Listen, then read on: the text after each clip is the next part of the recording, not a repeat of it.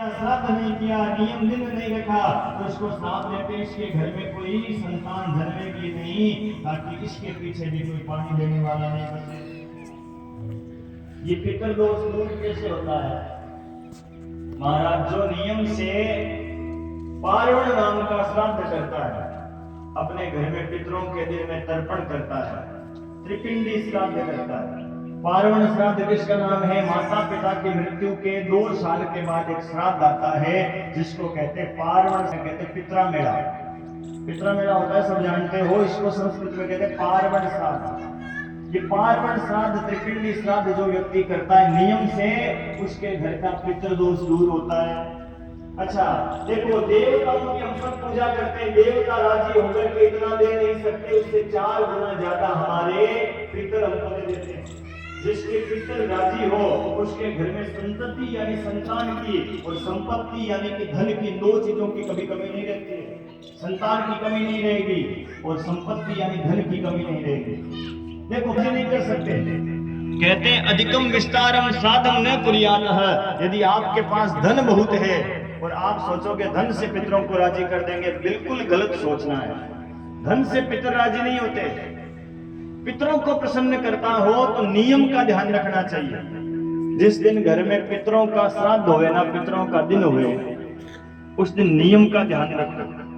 जिस दिन श्राद्ध होवे घर में, उस दिन परिवार के लोगों को शरीर के ऊपर साबुन नहीं लगानी चाहिए। उस दिन घर के अंदर मैले कपड़े नहीं धोने चाहिए, नहीं तो फिर वो मेल का गंदा पानी पितरों को कहते हैं। जिस दिन श्राद्ध है ना, उस दिन 1 अंजलि पानी भी हमें से छोड़ते हैं तो वो छोड़ा हुआ पानी पितरों को पीना पड़ता है।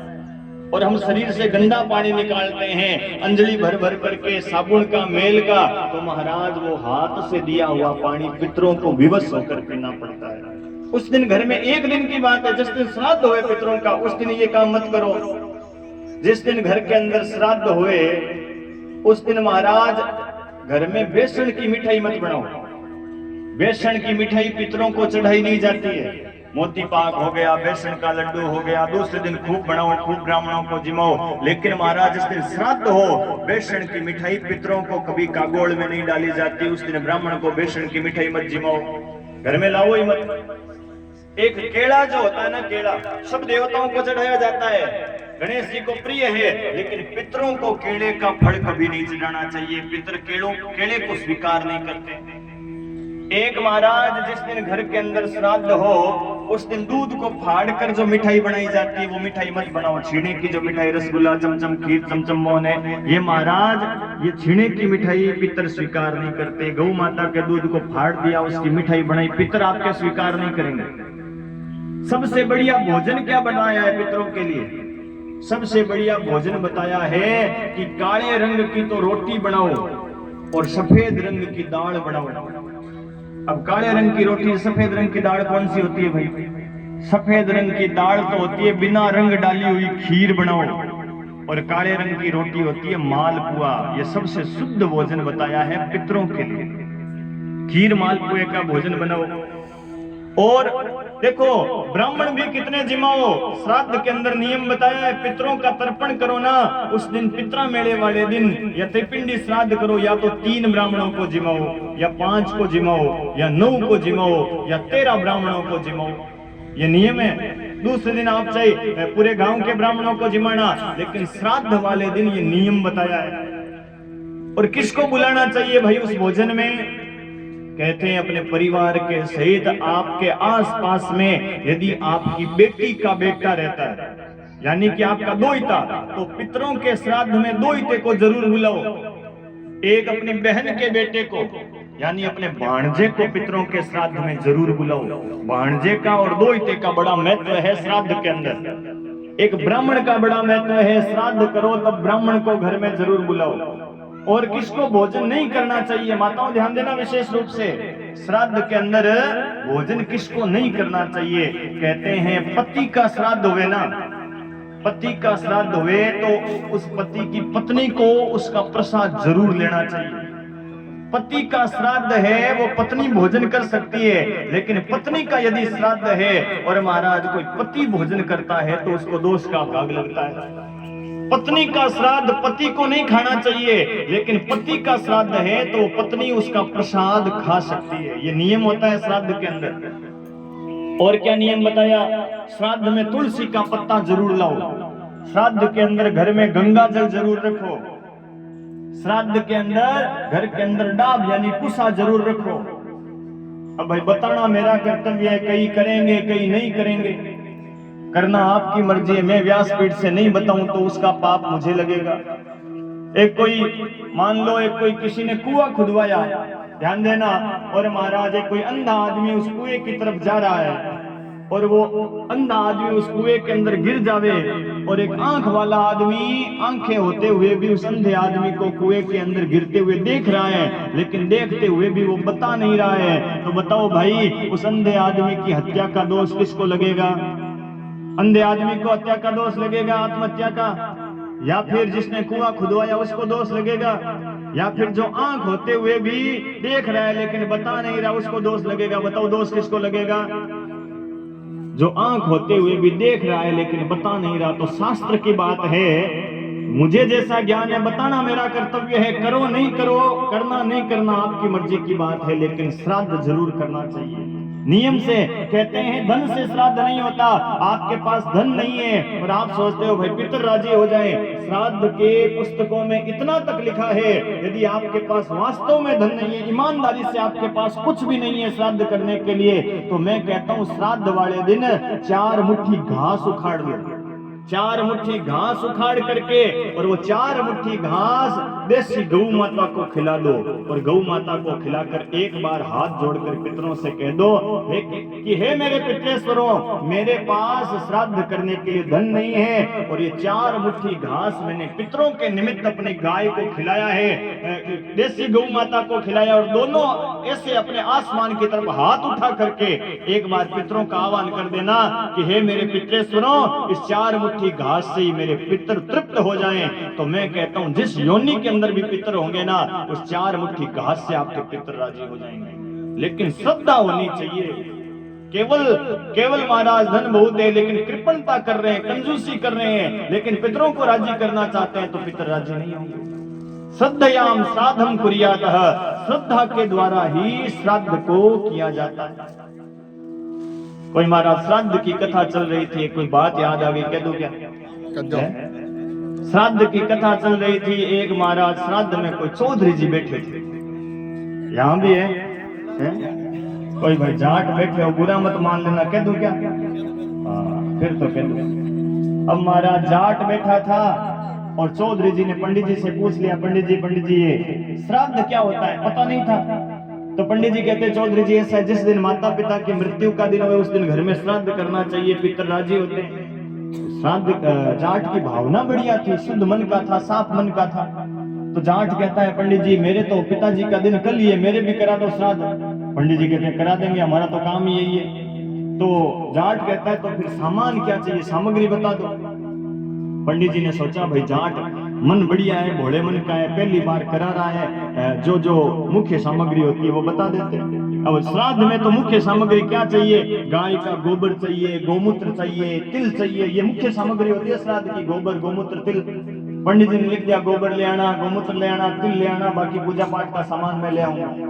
तो जाट कहता है पंडित जी फिर भोजन रसोई? पंडित जी कहते हैं ऐसा है, हम किसी के घर का भोजन बना बनाया नहीं करते, सूखी रसोई तू मुझे दे देना, अपने घर में ही रसोई लेकर के भोजन बना लूंगा, कर लूंगा। जाट ने कहा ठीक है कोई बात नहीं, जैसा आपको सही लगे। अब महाराज जाट घर गया। अब जाट को नींद नहीं आवे, जाट ने सोचा सामान लिखा है, सामान लाना है, कल श्राद्ध कराना है। पर्ची में देखा लिखा था गोबर, तो महाराज आगे लिखा था गोमूत्र, फिर लिखा था तिल। भोले मन का था जाट। अब महाराज उसको ये नहीं पता था कि गोबर गोमूत्र लाना कितना है। गौशाला के अंदर गया, जाट के गायें बहुत थी, कुंडा पावड़ा लेकर के, और महाराज दुनिया भर का गोबर इकट्ठा करके आंगने में गोबर का पहाड़ बना दिया। फिर लिखा था गोमूत्र, एक 20 लीटर की बाल्टी लेकर के गया, गोमूत्र की बाल्टी भर लाया। फिर लिखा था तिल, किसान पक्का था जाट। अब महाराज खेत में तिल बहुत हुए थे, मजबूत था, तो तिल की बोरी उठा करके लाकर आंगने में रख दी। सवेरे सवेरे गया पंडित जी को बुलाने, पंडित जी आओ मेरे श्राद्ध करना है। पंडित जी कहते चौधरी जी सामान ले आए। जाट कहता है थोड़ा बहुत जैसा मिला था वैसा ले आया, कम ज्यादा हुए तो आप बता दें। पंडित जी ने सोचा कोई बात नहीं, पहली बार श्राद्ध करा रहा है। पंडित जी आंगने के अंदर जाट के गए, एक बड़ा सा गोबर का पहाड़ बना हुआ है, गोमूत्र की बाल्टी रखी है, तिल की बोरी रखी है। पंडित जी ने सोचा भोला जाट है, कोई बात नहीं, जैसे भी सामान लाया चलो श्राद्ध करा देते। जाट कहता है देखो पंडित जी, मैं श्राद्ध पहली बार करा रहा हूं, मुझे विधि मालूम नहीं है श्राद्ध की, आप ना श्राद्ध बढ़िया तरीके से करा देना, आपकी रसोई में दक्षिणा में मैं बिल्कुल भी कमी नहीं रखूंगा, श्राद्ध बढ़िया करा देना। पंडित जी कहते हैं देखो चौधरी जी ऐसा है, जैसा मैं बोलूं वैसा बोलते जाना, जैसा मैं करूं वैसा करते जाना, श्राद्ध अपने आप ही बढ़िया हो जाएगा। अब महाराज जाट ने बात पकड़ ली। जाट की एक आदत होती है, या तो किसी बात को जाट पकड़ता नहीं है जल्दी से, और जिसको जाट पकड़ लेता है ना उसको छोड़ता नहीं है, बात का पक्का बहुत होता है। अब पंडित जी ने कहा जैसा बोलूं वैसा बोलना है, जैसा करूं वैसा करना है। पंडित जी बैठ गए सामने, चौधरी जी बैठ गए। पंडित जी ने हाथ में पानी लिया संकल्प के लिए, जाट ने भी हाथ में पानी लिया। पंडित जी कहते हैं ले संकल्प। जाट ने सोचा जैसा बोले वैसा बोलना है, जैसा करे वैसा करना है। जाट कहता है ले संकल्प। पंडित जी कहते हैं संकल्प तुझे लेना है। जाट कहता है संकल्प तुझे लेना है। पंडित जी कहते हैं मैं पागल हूं क्या? जाट कहता है मैं पागल हूं क्या? पंडित जी कहते हैं तू ही पागल है। जाट कहता है तू ही पागल है, क्योंकि महाराज घोड़ा पकड़े तो छोड़े, तो जाट बात पकड़ी हुई छोड़े। अब महाराज पंडित जी कहते हैं तुझे पटकूं, जाट कहता है तुझे पटकूं। अब महाराज दोनों जुटम जुटा उस गोबर के अंदर, कभी तो चौधरी जी आवे कभी पंडित जी आवे। 2 घंटे श्राद्ध चला, 2 घंटे श्राद्ध चला, और महाराज चौधरानी पीछे हाथ जोड़कर खड़ी थी, मन में विचार कर रही थी भाई ऐसे ही होता होगा, श्राद्ध पहली बार हो रहा था। पंडित जी पसीने पसीने हो गए। पंडित जी कहते हैं छोड़, जाट अभी भी कहता है छोड़। पंडित जी कहते हैं तू छोड़, जाट कहता है तू छोड़। पंडित जी कहते हैं मैं जाऊं, जाट कहता है मैं जाऊं। पंडित जी कहते हैं तू जा, जाट कहता है तू जा। अब महाराज पंडित जी वहां से भागे। अब ऐसे श्राद्ध में धोती का जनेऊ का पता लगे क्या? घर आए भागते भागते, घर में पंडितानी इंतजार कर रही थी। पंडित जी जगह जगह पर चोटें लग गई थी वो श्राद्ध में, तो पंडितानी कहती आज ये क्या हाल बना लिया? पंडित जी कहते ये तो तेरे सुहाग का सिंदूर ठीक था, जाट के पल्ले पड़ गया। अब इधर महाराज देखो जाट के मन में बिल्कुल भी खोट नहीं है, देखो उसका भाव कितना बढ़िया, जाट के बिल्कुल भी खोट नहीं है। जाट अपनी पत्नी से कहता है देख चौधरानी कितना बढ़िया श्राद्ध करा के गए हैं पंडित जी, पसीने पसीने हो गए लेकिन फिर भी श्राद्ध को छोड़ा नहीं है, पूरा करा के गए। वो रसोई का बोला था तू, वो आटा दाल चावल घी शक्कर रसोई तो पहुंचा करके अपने घर के पंडित जी हैं। अब महाराज जाट के घर में कमी तो थी नहीं किसी चीज की, लोग रसोई पहुंचा हुए थाली में, जाट पहुंचा था परात भर करके, आटा दाल चावल घी शक्कर बढ़िया महाराज सामग्री लेकर के चौधरानी पहुंची पंडित जी के घर। पंडितानी अंदर महाराज पंडित जी के चोटों पर घी लगा रहे, श्राद्ध में चोटें लग गई थी। अब चौधरानी ने आवाज लगाई कि पंडितानी जी ये रसोई लाई हूं, आपके पतिदेव पंडित जी महाराज मेरे घर में श्राद्ध करा के गए। अब पंडितानी को आया गुस्सा। पंडितानी कहती अच्छा आप ही के घर में श्राद्ध कराया था क्या ऐसा? चौधरानी कहती हाँ मेरे घर में। अब डंडा लिया पंडितानी हाथ में, और महाराज आगे आगे चौधरानी पीछे पीछे पंडितानी 3 किलोमीटर भगाया, यहां से खोतरी तक भगाया। और महाराज भागते भागते भागते चौधरानी मन में विचार करके लियो श्राद्ध विधि हालते ही चले गई, हाल पूरा यही कौन। भागते भागते घर गई। चौधरी जी कहते चौधरानी रसोई पहुंचा के आ गई। चौधरानी कहती है चौधरी जी श्राद्ध करना है ना वो तो फिर भी सरल काम है, लेकिन रसोई पहुंचानी ना और ही कठिन काम है, 3 किलोमीटर भागना पड़ता है रसोई के लिए, तो भाई ऐसी रसोई आप ही पहुंचाओ। तो कहने का भाव क्या है भाई, बुरा मत मानना। उस जाट का तो भगवान ने ठाकुर जी ने वो श्राद्ध स्वीकार किया था, उस जाट का तो स्वीकार किया था। क्यों किया था? क्योंकि महाराज उस जाट का जो मन था ना वो मन साफ था, उस जाट की श्रद्धा बढ़िया थी। और महाराज देखो एक बात और बुरा मत मानना, कोई चौधरी जी बैठे हो तो एक बात कह दूं मैं आपको, जाट की बोली होती है ना वो थोड़ी कड़वी जरूर होती है, लेकिन जाट का हृदय कड़वा नहीं होता। बोली कड़वी जरूर है, जो मन में होएगा वो बोल देगा जाट, लेकिन हृदय कड़वा नहीं होता, हृदय मक्खन के समान कोमल होता है। क्यों होता है? इसके पीछे भी कारण है, क्योंकि कल मैंने बताया था ना जाट के गंगा माता रिश्ते में क्या लगती है, गंगा मैया रिश्ते में क्या लगती है जाट के? बेन लगती है, बेन। कैसे? क्योंकि शंकर भगवान की जटाओं से ही जाट निकले, और शंकर भगवान की जटाओं से ही गंगा मैया निकली। जिस प्रकार गंगा पवित्र है वैसे ही इन जाटों का हृदय भी पवित्र होता है। लेकिन उनका तो श्राद्ध स्वीकार किया था, ये तो हंसने की बात है, परंतु मेरे कहने के भाव को समझना कि श्राद्ध करो ना तो श्राद्ध में नियम का ध्यान रखना, किसी विद्वान ब्राह्मण को बुलाना, घर के अंदर तर्पण करवाना, श्राद्ध करवाना। और महाराज श्राद्ध से मानधाता नाम का राजा 50 बेटियां जन्मी, वो 50 बेटियां सोबरी नाम के ऋषि को ब्याही गई, लेकिन श्राद्ध करने से, त्रिपिंडी श्राद्ध से फिर उस महाराज मानधाता के एक मुचकुंद नाम का राजा हुआ, भागवत का पाठ कराया और महाराज फिर एक मुचकुंद नाम का राजा हुआ। सूर्यवंश आगे चला, मुचकुंद का बेटा त्रिशंकु हुआ, त्रिशंकु का बेटा हुआ जिसका नाम रखा राजा हरिश्चंद्र। बड़ी सुंदर कथा है, ध्यान देने वाली। राजा हरिश्चंद्र ऐसा सत्यवादी राजा था जिसके सत्य का डंका स्वर्ग के अंदर बजता था।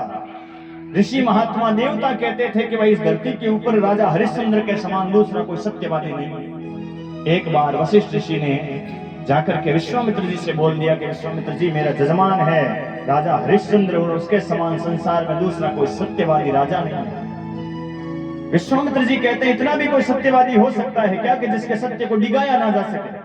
मैं उस राजा हरिश्चंद्र की परीक्षा लूंगा।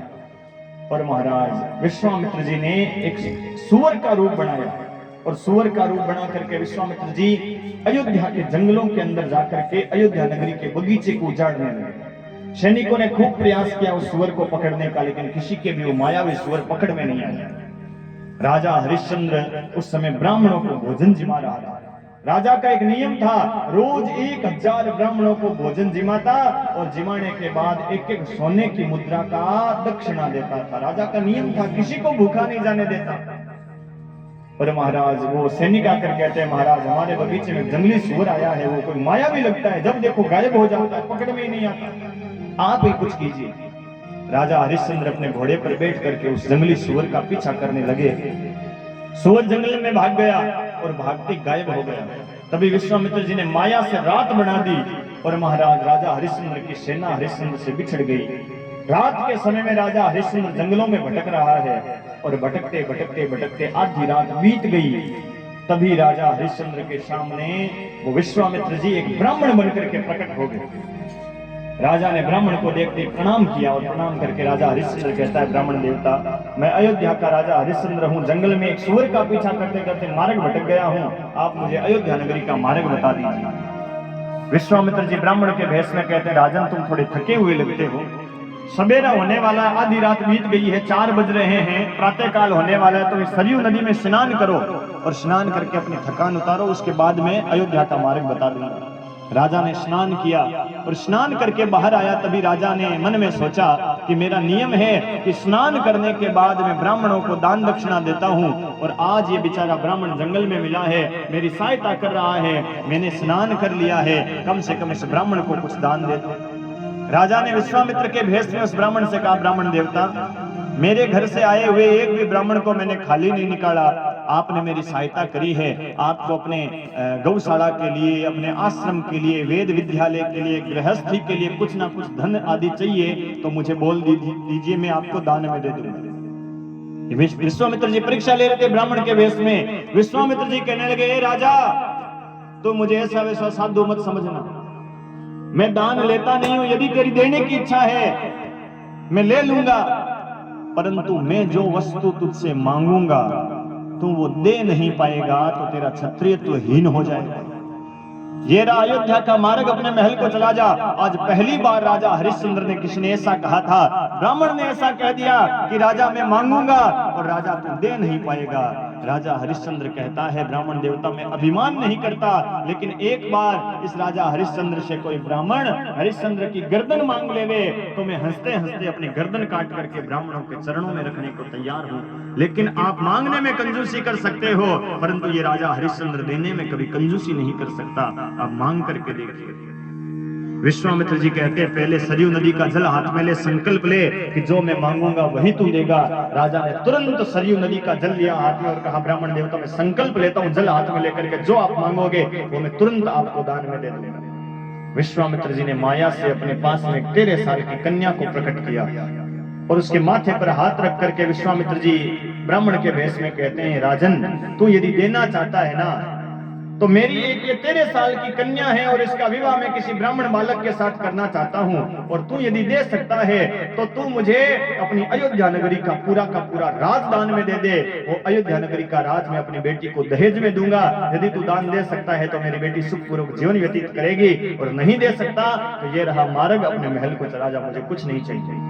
राजा ने तुरंत संकल्प बोला, हरिओम तत्सत बोला है, और कहा मैं राजा हरिश्चंद्र ब्राह्मण देवता आपको संपूर्ण अयोध्या नगरी का राज आपको दान में देता हूं। संकल्प दिया है राजा ने, और संकल्प छोड़ करके राजा अपने महल को आ गया। थका हुआ था, थोड़ी नींद आ गई, सो गया। सवेरा हुआ तो विश्वामित्र जी ब्राह्मण के भेष में अयोध्या के महल के बाहर आ गए और कहने लगे, राजन, रात को तूने अयोध्या नगरी का राज मुझे दान में दिया था, ला मेरी नगरी खाली कर और तू अपने महल को छोड़ करके महल से बाहर निकल। सैनिकों ने आकर के राजा से कहा, राजन, एक कोई ऐसा ब्राह्मण बाहर आया है जो कहता है कि आपने अयोध्या नगरी का राज उस ब्राह्मण को दान में दे दिया है। जरूर वो ब्राह्मण कोई पाखंडी लगता है, जरूर कोई ढोंगी लगता है, आप कहो तो उस ब्राह्मण को वहां से निकाल देवें। जरूर वो झूठ बोल रहा है ब्राह्मण। राजा को रात की सारी बात याद आई। राजा हाथ जोड़कर कहता, अरे नहीं भैया, वो ब्राह्मण झूठ नहीं बोल रहा है, बिल्कुल वो ब्राह्मण सत्य बोल रहा है। रात को एक ब्राह्मण मुझे मिला था, जरूर वही ब्राह्मण आया है और मैंने ये अयोध्या नगरी का राज ब्राह्मण को दान में दे दिया। सैनिक आश्चर्यचकित हो गए, कैसा हमारा राजा है जो अयोध्या नगरी का राज ब्राह्मण को दान में देकर के आ गया। राजा कहता है, उस ब्राह्मण को रोकिए, मैं अभी उसके पास आता हूँ।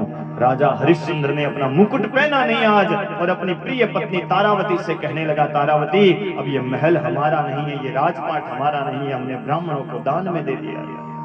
तारावती ने एक शब्द नहीं पूछा, क्यों दिया, कैसे दिया, किस लिए दिया है, किसको दिया है। तारावती तुरंत कहती है, जैसी आपकी आज्ञा पतिदेव। 5 साल का बेटा था राजा हरिश्चंद्र का, जिसका नाम था रोहितास। रोहित से वो तारावती कहती है, बेटा अब हम इस महल में नहीं रहेंगे, तुम्हारे पिताजी ने ये महल दान में दे दिया, हमें ये महल छोड़ करके जाना पड़ेगा। कैसे वो, कैसा पुत्र है, कैसी वो राजा हरिश्चंद्र की पत्नी है। महाराज तुरंत राजा हरिश्चंद्र के पीछे पीछे महल से बाहर आए और राजा हरिश्चंद्र उस ब्राह्मण से कहने लगे कि ब्राह्मण देवता, ये रहा अयोध्या नगरी का राज, आज से आपका हुआ। वो ब्राह्मण कहता है, राजा दान देना नहीं आता क्या? पहली बार दान दे रहा है। अरे जब किसी वस्तु का दान दिया जाता है तो उसके साथ में दक्षिणा और देनी पड़ती है। भोजन भी जिमावे तो बिना दक्षिणा का भोजन अधूरा होता है। मंदिर में आटा चढ़ाओ, एक चिमटी नमक नहीं डालो तो उस आटे का फल नहीं है। मंदिर में कोई कपड़ा चढ़ाओ, वस्त्र चढ़ाओ, उसके साथ रुपया 2 रुपया दक्षिणा ना दो तो उस वस्त्र का भी फल नहीं मिलता। तूने ये अयोध्या नगरी का राजदान में दिया है, इसके साथ में मुझे तो दक्षिणा और दे। राजा कहता है, तो दक्षिणा क्या चाहिए? वो ब्राह्मण कहता है, इस अयोध्या नगरी के लिए मुझे 1000 सोने की मुद्राएं दक्षिणा में चाहिए। राजा कहता है, फलानी फलानी तिजोरी में, फलाने फलाने खजाने के अंदर इतना इतना धन रखा है, जितना आपको आवश्यकता हो उतना ले लीजिए। ब्राह्मण कहता है, क्या बात करता है राजा, तूने जिस समय रात को संकल्प लिया था ना, उस समय अयोध्या नगरी के साथ साथ तेरा सारा खजाना मेरा हो गया है, अब उसमें तेरा अधिकार नहीं है, वहां से नहीं ले सकता, कहीं और से ला और मुझे 1000 सोने की मुद्राएं दे। राजा कहता है, यदि ऐसा है तो मेरे पास कुछ नहीं है, केवल मेरा शरीर है, परंतु ब्राह्मण देवता मैं वचन देता हूं, मुझे थोड़ा समय दे दीजिए, 1 महीने का मुझे समय दीजिए, 1 महीने के अंदर अंदर आपकी दक्षिणा चुका दूंगा। दक्षिणा चुकाए बिना ये राजा हरिश्चंद्र मरेगा नहीं। विश्वामित्र जी कहते, कहां जाएगा? संपूर्ण धरती जो है अयोध्या के अधीन है, जहां भी जाएगा तेरी ही जमीन है और तूने दान दे दी है, दान दी हुई जमीन पर रहना नहीं चाहिए, तू कहां जाएगा? राजा हरिश्चंद्र कहता है, ब्राह्मण देवता मैंने सुना है काशी नाम की नगरी है, शंकर भगवान के त्रिशूल के ऊपर वो काशी बसी हुई है, ये धरती से अलग है वो काशी, मैं काशी में चला जाऊंगा लेकिन अपनी दान दी हुई जमीन पर नहीं रहूंगा। राजा हरिश्चंद्र वहां से जाने लगा। अयोध्यावासी सोचते हैं कि ये ब्राह्मण बड़ा ढोंगी लगता है, कोई पाखंडी लगता है, इसने हमारे राजा को ठग लिया है, हम अपने राजा को जंगलों में नहीं जाने देंगे, काशी नगरी में नहीं जाने देंगे, हमारी टूटी फूटी जैसी झोंपड़ियां हैं, उन झोंपड़ियों में हरिश्चंद्र को राजा बना करके रखेंगे। और राजा जाने लगा तो वो अयोध्यावासी कहते हैं, महाराज हमारी झोंपड़ी में चलिए, हमारे मकान में चलिए, हमारा जैसा टूटा फूटा घर है उसमें आप राजा बन करके रहोगे। और राजा हरिश्चंद्र अयोध्यावासियों के साथ जाने लगा। तभी वो विश्वामित्र कहता है, राजा कहां जा रहा है? तूने अयोध्या नगरी का राजदान में दिया ना, अयोध्या के साथ साथ तेरी सारी प्रजा भी अब मेरी हो गई है। और मेरी प्रजा से ज्यादा बात मत कर, तू बोल नहीं सकता मेरी प्रजा से, मेरी प्रजा के घरों में रहने का तुझे अधिकार नहीं। राजा तुरंत मुंह मोड़ करके जंगल की ओर जाने लगा। एक बार भी मुड़ करके जिसने अयोध्या जैसी नगरी का राजदान में दिया और एक बार भी पीछे मुड़ करके वापस देखा नहीं है कि मैं छोड़ करके क्या जा रहा हूं। मंदिर के अंदर हम 5 रुपया 10 रुपया चढ़ाते हैं, 4 बार देखते हैं कि भाई कितना चढ़ाया मैंने, ज्यादा तो कोई नोट 10 की जगह 100 का तो नहीं निकल गया है, गलती से 4 बार देखते हैं। और ऐसा वो क्षत्रिय राजा हरिश्चंद्र महाराज अयोध्या जैसी नगरी का दान करके पीछे मुड़कर एक बार नहीं देखता है। 5-6 दिन हो गए चलते चलते। जिस राजा हरिश्चंद्र ने कभी रथ से पांव नीचे नहीं रखा था, जिस राजा हरिश्चंद्र का रथ सत्य के कारण जमीन से एक हाथ अधर चलता था, वो राजा हरिश्चंद्र आज नंगे पांव जंगलों में भटक रहा है। जिस तारावती ने कभी पालकी से नीचे पांव नहीं रखा था, जिस रोहिताश ने फूलों से पांव, छोटे छोटे कोमल कोमल उसके चरण थे, वो हरिश्चंद्र का बेटा रोहिताश 5 साल की आयु और जंगलों में भटक रहा है। समय का फेर देखिए, समय के साथ है। जो राजा हरिश्चंद्र 1000 ब्राह्मणों को रोज जिमाता था, आज वो राजा हरिश्चंद्र अपने बेटे की पेट की भूख को मिटाने के अंदर भी सामर्थ्यवान नहीं है। 25 दिन बीत गए जंगलों में चलते चलते।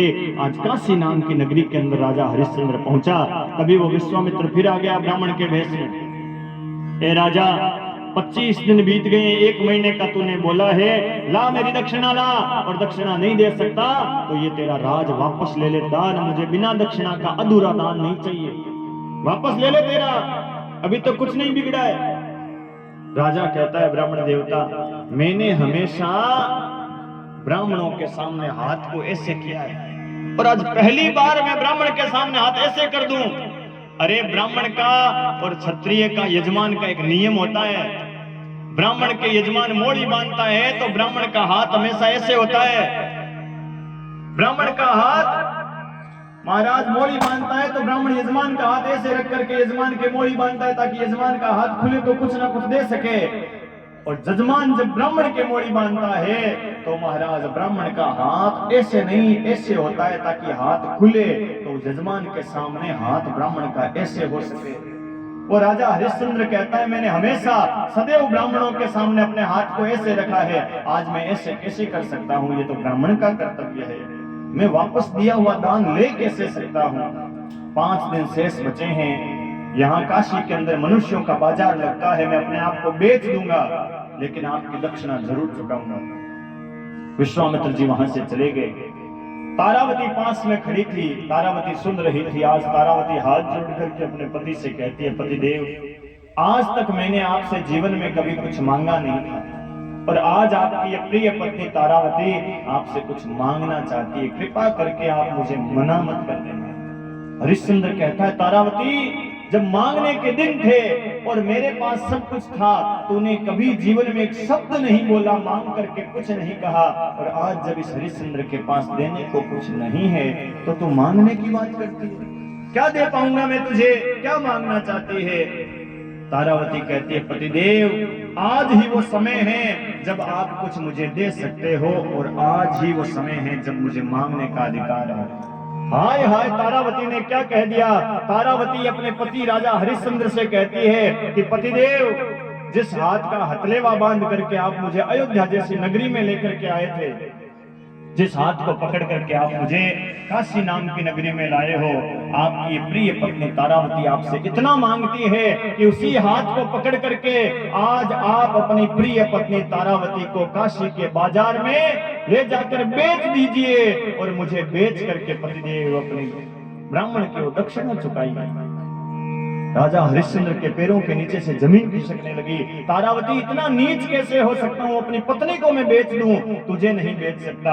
तारावती समझाती है। तारावती कहती है, पतिदेव, मेरी चिंता मत कीजिए, मैं अपने धर्म पर पक्की रहूंगी, अपने चरित्र का ध्यान रखूंगी, पवित्रता का ध्यान रखूंगी, मेरी चिंता मत कीजिए। मैं आपकी धर्म पत्नी हूँ और धर्म पत्नी कहलाने का अधिकार उसी स्त्री को होता है जो अपने पति के धर्म के अंदर काम आ जाए। आज आपके धर्म की रक्षा के लिए मैं यदि काम नहीं आ सकी तो मुझे धर्म पत्नी कहलाने का कोई अधिकार नहीं है। मैं पत्नी बन सकती हूँ लेकिन धर्म पत्नी वही है जो पति के धर्म के अंदर सहायक बन सके। मुझे अपनी धर्म पत्नी होने का फर्ज निभाने दीजिए, मुझे बेच दीजिए। तभी विश्वामित्र जी एक दूसरा ब्राह्मण बनकर आते हैं। परीक्षा कैसी लेते हैं? दूसरा ब्राह्मण बनकर आते हैं और हरिश्चंद्र से कहते हैं, भाई अपनी पत्नी को बेचना चाहता है क्या? हरिश्चंद्र कुछ समझ नहीं पाया, सब कुछ अचानक सा ऐसे हो गया। तारावती हाथ जोड़कर कहती है, हाँ भाई ये मेरे पति है, मुझे बेचना चाहते हैं। वो विश्वामित्र जी के भेष में वो ब्राह्मण कहता है, मैं तेरी पत्नी के लिए 5000 सोने की मुद्राएं दे सकता हूं। हरिश्चंद्र कहता है, पहले भाई बता तू है कौन, तेरी जाति क्या है, क्यों खरीदना चाहता है मेरी पत्नी को?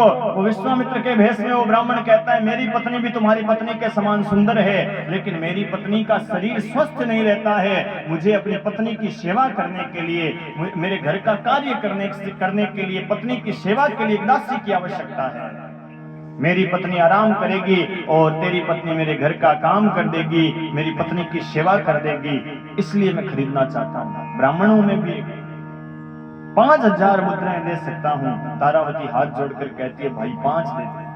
उस विश्वामित्र के भेष में ब्राह्मण ने 5000 मुद्राएं निकाली, हरिश्चंद्र के सामने ऐसे करी है। हरिश्चंद्र ने आज पहली बार किसी के सामने हाथ फैलाया, हाथ कांपने लगा हरिश्चंद्र का। वो 5000 मुद्राएं रखी, हाथ से छूट गई, नीचे बिखर गई सारी मुद्राएं। तारावती ने, रोहित ने वो मुद्राएं उठाई एक एक करके, और महाराज उन मुद्राओं की थैली बना करके जैसे ही हरिश्चंद्र के हाथ में रखी है, जैसे हरिश्चंद्र ने उन मुद्राओं को मुट्ठी में पकड़ा, वो विश्वामित्र समझ गए कि अब इस राजा ने अपनी पत्नी को बेचकर इसका मूल्य ले लिया है, अब अपने हाथ में ले लिया है। और महाराज जैसे ही हरिश्चंद्र ने उन पैसों को लिया है, उस विश्वामित्र रूपी ब्राह्मण ने तारावती को चलने के लिए नहीं कहा कि तुम अब मेरी दासी बन गई, मेरे घर चल, बल्कि तारावती के लंबे घुंघराले केसों को हाथ में पकड़ा और पकड़ करके घसीटते हुए महाराज वो विश्वामित्र तारावती को लेकर के जाने लगा।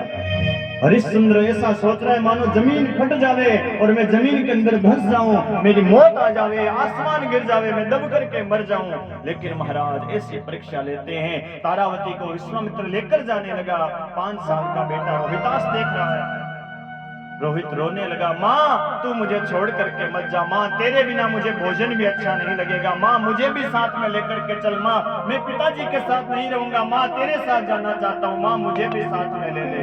जैसे ही रोहित ने माँ माँ माँ माँ कहा है, महाराज तारावती ने घुटने टेक लिए, हाथ जोड़कर कहती है, ब्राह्मण मेरे पर दया कर, अरे जिस प्रकार मुझे खरीदा है मेरे बेटे को खरीद ले। एक माँ को तू बेटे से दूर मत कर, एक गाय को तू बछड़े से अलग मत कर, तुझे पाप लगेगा, मैं अपने बेटे के बिना रह नहीं पाऊंगी, अरे मेरे बेटे के बिना मुझे भोजन भी अच्छा नहीं लगेगा, मेरे तेरे घर का काम नहीं कर पाऊंगी। रोने लगी तारावती। वो ब्राह्मण विश्वामित्र कहता है, मेरे पास इतना धन नहीं है। बोले जितना है उतना दे दे, बिना पैसों के ले ले, लेकिन माँ को बेटे से तो अलग मत कर। विश्वामित्र कहता है, ऐसे नहीं लूंगा, 2000 मुद्राएं और। तारावती कहते 2 दे दे, 2000 मुद्राएं और दी, और महाराज वो रोहित को भी साथ में लेकर के वो ब्राह्मण चला गया। दिन भर वो ब्राह्मण उस तारावती से घर का काम करवाता है। रात को खाने के लिए केवल 3 रोटी तारावती को देता है। उन 3 रोटियों में से तारावती 1 रोटी खाती है, 2 रोटी गोदी में बिठाकर अपने बेटे रोहित को खिलाती है। रोहित समझदार था, वो कहता है, माँ तुझे और भूख नहीं है? तारावती झूठ बोल जाती है, बेटा दिन भर काम किया ना, मेरी भूख मर गई। जानबूझ करके वो माँ अपने बेटे का पेट भरने के लिए भूखी रहती है। और महाराज इधर वो विश्वामित्र जी ब्राह्मण के भेष में फिर राजा हरिश्चंद्र के पास जाते हैं और कहते हैं, ला हरिश्चंद्र दक्षिणा ला 11,000, और नहीं तो तेरी ये राज्य की जो दान था वो वापस ले। हरिश्चंद्र ने 7,000 मुद्राएं दी। बोले कम है और ला। हरिश्चंद्र हाथ जोड़कर कहता है, मैंने अपनी पत्नी को बेच लिया ब्राह्मण देवता, अपने पुत्र को बेच लिया, मैं अपने आप को बेच लूंगा, लेकिन आपकी दक्षिणा चुकाए बिना मैं मरूंगा नहीं। इतने में विश्वामित्र जी ने माया से एक चंडाल बनाया, और वो चंडाल आकर कहता है, भाई अपने आप को बेचना चाहता है? हरिश्चंद्र कहता है, हाँ मैं अपने आप को बेचना चाहता हूँ। बोले कितना धन चाहिए? जितना कहेगा उतना मैं तुझे धन दे दूंगा। हरिश्चंद्र कहता है, बेचना तो चाहता हूँ, लेकिन पहले बताओ तुम हो कौन, जाति क्या है तुम्हारी, क्यों खरीदना चाहते हो मुझे? वो चंडाल कहता है, मैं चंडाल हूँ, शमशान में मुर्दे जलाने का काम करता हूँ, अब शरीर बूढ़ा हो गया, मुझसे मुर्दे उठाए नहीं जाते, तू अभी तक जवान है, मुर्दे उठाने का काम कर। हरिश्चंद्र कहता है चंडाल, मैं एक क्षत्रिय हूं और क्षत्रिय होकर चंडाल का दास कैसे बन सकता हूं, चंडाल के साथ नहीं बिक सकता। विश्वामित्र जी कहते हैं राजा, क्या क्षत्रिय क्या चंडाल क्या ब्राह्मण करता है, ये तुझे खरीदना चाहता है, इसके साथ जाता क्यों नहीं है, मेरी दक्षिणा चुका दे इसके साथ जाकर। हरिश्चंद्र हाथ जोड़कर कहता है ब्राह्मण देवता, जाति का तो धर्म समझिए, मैं क्षत्रिय हूँ, क्षत्रिय ब्राह्मण का दास बन सकता है, जीवन भर आपकी सेवा कर सकता हूँ, लेकिन मैं चंडाल का दास कैसे बन सकता हूँ, मुझे चंडाल के हाथों मत बेचिए। आपका मैं जीवन भर आपकी सेवा करूंगा, आपका दास बन जाऊंगा, नौकर बन जाऊंगा, आपका जैसा आप कहोगे वैसा जीवन भर करूंगा, लेकिन मुझे चंडाल के हाथों मत बेचिए। विश्वामित्र जी कहते हैं अच्छा तो मेरा दास बनेगा, बोले जैसा आप कहोगे, जीवन भर मेरी सेवा करेगा, बोले जो आप आज्ञा दोगे वो मैं जीवन भर कहूंगा, जीवन भर करूंगा, ये मेरा वचन है राजा हरिश्चंद्र का वचन है। इतना कहते ही विश्वामित्र जी ने हरिश्चंद्र का हाथ पकड़ा और कहा आज से तू मेरा दास है, तूने अभी वचन दिया है, जैसा मैं कहूंगा वैसा करेगा, बोले जीवन भर करूंगा।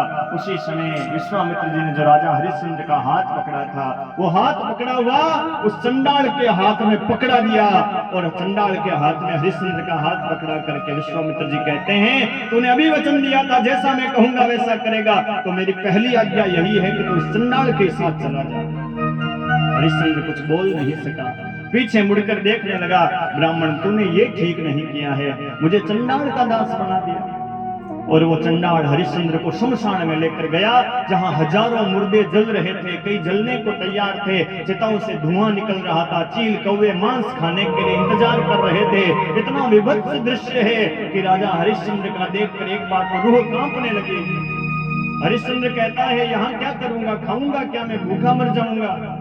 वो चंडाल कहता है यहाँ रोज 100 मुर्दे जलने को आते हैं, सबसे टैक्स ले लेना, कर ले लेना और फिर मुर्दे को जलाना, और भोजन की चिंता मत करना, सब मुर्दों की चिताओं के साथ एक चावल का पिंड आता है, मुर्दों के साथ एक पिंड आता है चावल का, उन चावलों को इकट्ठा करना और जलती हुई चिता के ऊपर हांडी में डालकर पकाना। रोज इतने मुर्दे जलते हैं, सारा चावल इकट्ठा करेगा तो तेरा पेट तो भर जाएगा। महाराज कहा तो 1000 ब्राह्मणों को भोजन जमाने वाला, और समय कैसा बदला है, वही राजा हरिश्चंद्र आज मुर्दों की चिताओं के ऊपर चावल इकट्ठा करता है और उठा उठा कर हंडी में डाल करके जलती हुई चिता के ऊपर पका करके उन चावलों से राजा हरिश्चंद्र अपना पेट भरता है। कभी इधर भागता है, कभी इधर भागता है। सोने जैसा कंचन जैसा शरीर था, कोयले जैसा काला पड़ गया, बाल जो लंबे लंबे घुंघराले केस थे जटाओं में परिवर्तित हो गए, आंखें अंदर धंस गई, शरीर सूख करके हड्डियों का ढांचा बन गया। और यहाँ कथा मोड़ लेती है, जो तारावती दिन भर काम करती थी, आज रोहित ने सोचा कि मेरी माँ जानबूझकर भूखी रहती है, आज मैं इस ब्राह्मण के लिए जंगल से फूल तोड़ करके लाऊंगा, ये ब्राह्मण राजी होगा तो मुझे 2 रोटी ज्यादा दे देगा, आज मैं अपनी माँ को भरपेट भोजन कराऊंगा। कैसा वो राजा हरिश्चंद्र का बेटा रोहित है जो अपनी माँ की भूख मिटाने के लिए जंगल से फूल तोड़ने जा रहे। अरे भाई, किसी की औलाद जन्मे तो राजा हरिश्चंद्र के बेटे रोहित के समान जन्मे, जो अपनी माँ के लिए कितना दुख सहने को तैयार हो जाता है। और छोटा सा बच्चा रोहित जंगल में गया फूल तोड़ने के लिए, लेकिन महाराज विधि का विधान देखिए, वही राजा हरिश्चंद्र का बेटा रोहित फूल तोड़ रहा था और विश्वामित्र जी काला नाग बन करके आते हैं और फूल से बच्चे के पांव में डस जाते हैं, और जैसे ही सर्प ने डसा है वो फूल सा बच्चा धड़ाम से जमीन पर गिर गया, आंखें नीली पड़ गई, मुंह से झाग निकलने लगा, अंधेरा हो गया, रोहित आया नहीं। तारावती बार बार दरवाजे के पास जाकर देखती है, मेरा बेटा नहीं आया, मेरा रोहित नहीं आया। उसको कहाँ पता है, अरे तारावती तेरा बेटा तो जंगल में मरा पड़ा है। बार बार विलाप करने लगी, मेरा रोहित नहीं आया, मेरा रोहित नहीं आया। थोड़ी देर में छोटे छोटे बच्चे आए और कहने लगे, तारावती ये ब्राह्मण की दासी है रोहित की माँ, तेरा बेटा जंगल में फूल तोड़ने गया था, उसको सर्प ने डस लिया है। जैसे ही तारावती ने सुना, पछाड़ खा करके जमीन पर गिर गई, होश आया, दौड़ करके दरवाजे की ओर जाने लगी, मेरा बेटा, मेरा लाल, मेरा भैया, मेरा रोहित जाने लगी। तभी वो विश्वामित्र के भेष में वो ब्राह्मण कहता है, दासी किधर जा रही है? तारावती हाथ जोड़कर कहती है, अरे भाई, मेरा बेटा जंगल में मरा पड़ा है, उसके पास कोई नहीं है, अरे उसकी लाश को शेर भेड़िया बर्बाद कर देंगे, कम से कम अंतिम बार मुझे उस बेटे का मुंह तो देख लेने दे। तारावती से वो विश्वामित्र के भेष में वो ब्राह्मण कहता है मैं कुछ नहीं जानता, पहले मेरे घर का काम कर, बाद में चली जाना, इतना काम पड़ा है। तारावती कहती है अरे ब्राह्मण दया कर, मेरा बेटा मरा पड़ा है, कम से कम अंतिम बार मुंह देख लेने दे। विश्वामित्र कहता है मैं कुछ नहीं जानता, पहले घर का काम कर। तारावती रोते रोते घर का काम करती है, विचार करती है काश मेरा बेटा रोहित दौड़ता हुआ आ जावे, मुझे गले से लग जावे। रात के 10-11 बजे वो विश्वामित्र कहता है अच्छा ठीक है जा, अब चली जा अपने बेटे के पास और वहीं उसको कहीं ठिकाने लगा कर आ जाना, मेरे घर में मत लाना रात को। महाराज तारावती वहां से ऐसे भागी है जैसे किसी दूध देने वाली गाय को 4 दिन तक खूंटे से बांध कर रखा जावे और उसे बछड़े से मिलने ना दिया जाए, और 4-5 दिन के बाद उस गाय को खूंटे से खोला जाता है। वो गाय अपने बछड़े को दूध पिलाने के लिए कैसे भागती है, तारावती वहां से ऐसे भागी है, मेरा बेटा, मेरा लाल, मेरा भैया, मेरा रोहित। महाराज जंगल में गिर जाती है, गिरते गिरते जैसे ही जंगल में पहुंची, एक झाड़ी के पास में फूल सा बच्चा बैठा था और महाराज धड़ाम से गिरा हुआ बच्चा तारावती ने देखा, आंखें नीली पड़ गई, शरीर सारा नीला पड़ गया, मुंह से झाग निकल रहे हैं। तारावती ने रोहित को गोदी में लिया और बार बार तारावती कहती अरे बेटा रोहित एक बार खड़ा हो जा, अरे एक बार खड़ा होकर तू मुझे माँ माँ बोल दे, रोहित तू मेरे हाथ से भोजन कर ले। और महाराज बार बार तारावती कहती है राजा हरिश्चंद्राज कहीं भी हो तो कम से कम अंतिम बार अपने बेटे का मुंह देख लो, हमारे रोहित का मुंह देख लो। तारावती इतना करुण क्रंदन करती है, गोद में लिया उस शरीर को, शरीर ढकने के लिए कफन नहीं है, उसके पास में कपड़ा नहीं है, अपनी साड़ी के दुपट्टे को आधा फाड़ा तारावती ने और फाड़ करके रोहित के शरीर को ढका। आज वो जंगल भी करुण क्रंदन कर रहा है, किसी में दुख होवे तो इतना ना दुख हुए जितना तारावती में हुआ है। और किस प्रकार तारावती विलाप करती हुई शमशान की ओर जा रही है और किस प्रकार शमशान में पहुंच करके राजा हरिश्चंद्र के पास में चिता को अग्नि लगाती है।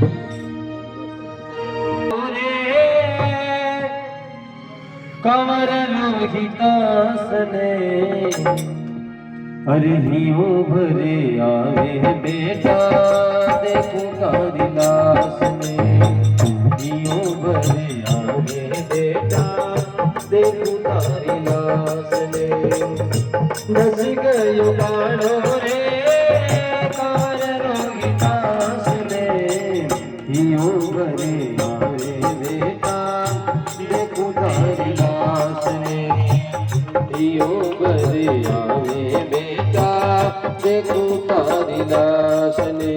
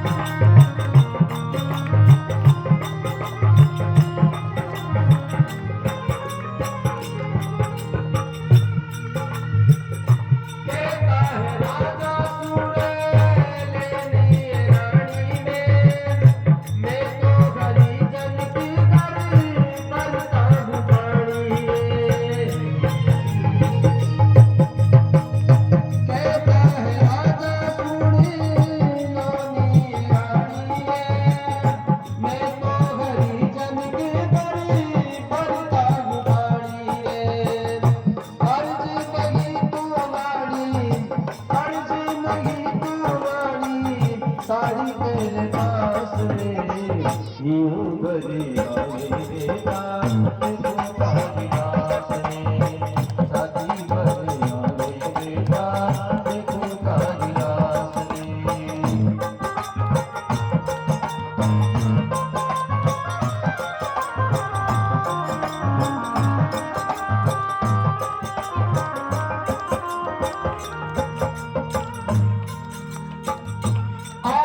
साड़ी चूरानी कर्जी चुकायोगे आदि साड़ी चूरानी कपने बढ़ायोगे आदि साड़ी चूरानी आदि साड़ी चूरानी कर्जी चुकायोगे आदि साड़ी चूरानी कपने बढ़ायोगे कपनी उड़ा के रानी फूकी दिन रे अरे छाती भरे आवे बेटा के तू कालिदास ने यूं भरे आवे बेटा के तू कालिदास ने ससी कजुगालो रे कोई कास रे यूं भरे कालिदास ने यूं बंदे आए बेटा देखो कालिदास ने। महाराज आधी रात का समय और तारावती अपने पुत्र की लाश को लेकर जैसे शमशान में पहुंची है और महाराज ऐसा करुण क्रंदन देख करके तारावती और विलाप करने लगी। कई लाशें जल रही थी, कोई अपनी मां के लिए रो रहा है, कोई बेटे के लिए, कोई भाई के लिए। तारावती ने सोचा मेरा यहाँ कहाँ नंबर आएगा, एक कोने में जाकर के बैठ गई, जोर जोर से विलाप करने लगी। हरिश्चंद्र की नजर पड़ी। हरिश्चंद्र ने सोचा बेचारी कोई दुखियारी होगी, अपने बेटे के लिए रो रही है, मरा होगा किसी का बेटा। लेकिन इसको कहा बताया अरे हरिश्चंद्र तेरा ही बेटा यहाँ जंगल के अंदर तेरी पत्नी के पास मरा पड़ा है। हरिश्चंद्र पास में गया, पहचाना नहीं तारावती को। रोहित को देखा और मन में विचार करता है रोहित को देखकर मेरा बेटा भी इस समय में शायद इतनी उम्र का होगा, लेकिन उसको कहाँ ज्ञात है कि तेरा ही बेटा मरा पड़ा है। हरिश्चंद्र कहता है देवी यहाँ रोने से कुछ नहीं होता, यहाँ जो आता है उसे जलना पड़ता है और जलाने के लिए मैं कर लेता हूँ, टैक्स लेता हूँ, मेरा ये काम है। तारावती ने ऊपर देखा, अपने पति को पहचान नहीं पाई, शरीर का हुलिया बदल गया था। तारावती कहती है मेरे पास कहा करे, अरे देव मेरे ऊपर दया करो, मेरे पास अपने बेटे को उठाने के लिए कफन नहीं है, मैंने अपनी साड़ी के चीर को फाड़ करके अपने बेटे को उठाया। हरिश्चंद्र को दया आई। हरिश्चंद्र ने पूछा, हरिश्चंद्र ने सोचा कि भाई बच्चा किसी का मर जावे तो उसको शमशान में लाने का काम माँ पिता का होता है या उसके भाई का होता है, लेकिन एक माँ कभी शमशान नहीं आती। आज ये माँ क्यों शमशान आई है? हरिश्चंद्र पूछने लगा देवी कौन हो तुम, ये किसका बेटा है, तुम क्यों आई, उसके बाप कहाँ है? तारावती कहती है ये मत पूछो इसका पिता कौन है, ये किसका बेटा है, यदि ये जान जाओगे तो आप भी रोने लग जाओ। हरिश्चंद्र कहता फिर भी बताओ। और तारावती ने जैसे ही कहा कि ये कोई साधारण बालक नहीं है, ये अयोध्या के सम्राट राजा हरिश्चंद्र का बेटा रोहित है और मैं हरिश्चंद्र की पत्नी तारावती हूँ। जैसे ही हरिश्चंद्र ने सुना है कि रोहित मरा पड़ा है, उसकी पत्नी सामने तारावती बैठी है, खंबे जैसा शरीर धड़ाम से जमीन पर गिर गया। हरिश्चंद्र इतना रोया है, तारावती तू यहाँ पर। अब तारावती ने पहचाना, अपने बेटे की मौत के दुख को भूल गई और पति को देखकर रोने लगी। पतिदेव आप यहाँ शमशान में, आपका चमर छत्र कहाँ है, आपका मुकुट कहाँ है, आपकी सेना कहाँ है? दोनों इतने रोए। हरिश्चंद्र कहता है तारावती मैं यहाँ अपने कर्म के कारण बंधा हुआ, तू मुझे कर दे। तारावती कहती मेरे पास कहाँ कर है? बोले तारावती आधी साड़ी अभी तक बाकी पड़ी है, इसको निकाल करके दे दे और मैं अपना कर्तव्य निभा दूंगा। तारावती रोते रोते उस साड़ी को और आधी फाड़ती है और फाड़ करके जैसे ही अपने पति को दी है, दोनों पति पत्नी उस शमशान भूमि के अंदर इतने रोए हैं। और महाराज हरिश्चंद्र कहता तारावती अब हमारे पास कुछ भी नहीं बचा, एक बेटा था वो चला गया संसार छोड़कर, हम जीकर क्या करेंगे? चिता बनाई और दोनों चिता पर बैठ गए, रोहित को गोदी में लिया है और जैसे चिता के अग्नि लगाई है, महाराज अग्नि लगाते ही आसमान से पुष्पों की बरसात होने लगी। ढोल नगाड़े बजने लगे, सूरज जी, चंद्र जी, इंद्र जी, वरुण जी, यम जी, सारे देवता प्रकट हो गए। राजा हरिश्चंद्र की जय जयकार करने लगे और महाराज वो फूल सा बच्चा रोहित खड़ा होकर के अपनी मां तारावती के गले लग गया और सब देवता कहने लगे, वाह रे राजा हरिश्चंद्र, संसार में कोई सत्यवादी हुए तो तेरे जैसा होना चाहिए। ये कलयुग के अंत तक तेरे सत्य का डंका स्वर्ग के अंदर भी बजता रहेगा। ऐसा राजा हरिश्चंद्र सूर्यवंश के अंदर हुआ। ध्यान से श्रवण करना, ये सूर्यवंश की वंशावली की मैं आपको कथा सुना रहा हूं। भगवान राम के वंश में ऐसा राजा हुआ क्षत्रिय। हरिश्चंद्र का बेटा रोहित हुआ, रोहित का बेटा हरित हुआ, हरित का बेटा चंप हुआ, चंप का बेटा भिरुक हुआ, भिरुक का बेटा आहुक हुआ, आहुक का बेटा बाहुक नाम का राजा हुआ।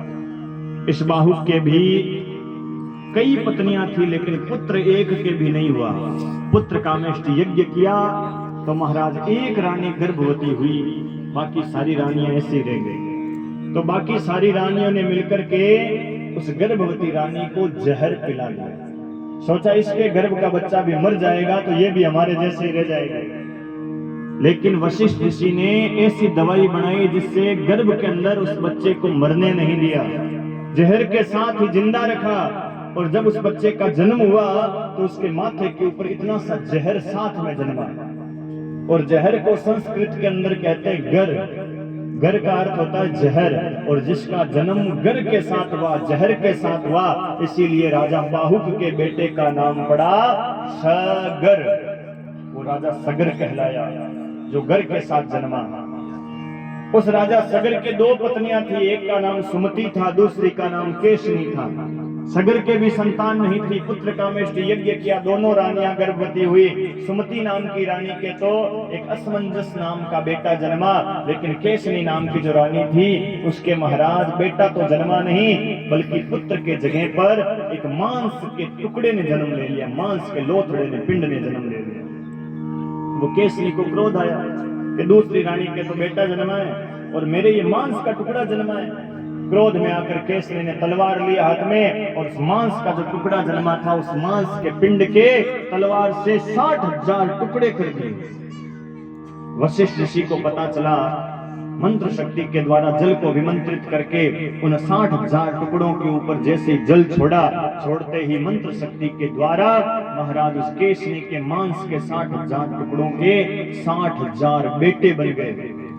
और यही राजा सगर के 60,000 बेटे कहलाए। एक बार उस राजा सगर ने एक अश्वमेध